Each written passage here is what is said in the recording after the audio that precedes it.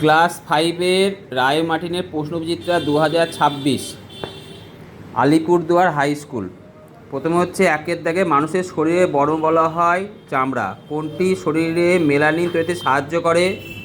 রোদ। শিকারী পশু পাখিদের ধারালো নখকে বলা হয় নখর।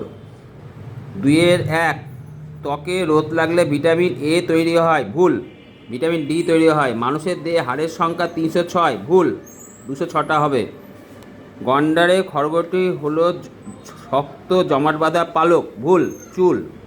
উত্তর হবে জমাট বাঁধা চুল, তাই তো? 3-1 নখ পরিষ্কার রাখা ও কাটা খুব দরকার। হৃৎপিণ্ড শব্দ বোঝা যায় স্টেথোস্কোপ যন্ত্রের সাহায্যে। 4টা গরু, ছাগল, ভেড়া, হরিণ কোনটি আলাদা বের করে লেখো? গরু, ছাগল, ভেড়া, হরিণ। সবগুলো গৃহপালিত, হরিণ গৃহপালিত নয়, তাই তো? পালিত নয়। একটি লুপ্তপ্রায় মাছের নাম? চ্যাং। পুঁটি হবে না, পুঁটি হবে কম, তা হারিয়ে যাচ্ছে। লুপ্তপ্রায়, তাই তো? হ্যাঁ, হতে পারে, না হওয়ার কিছু নেই।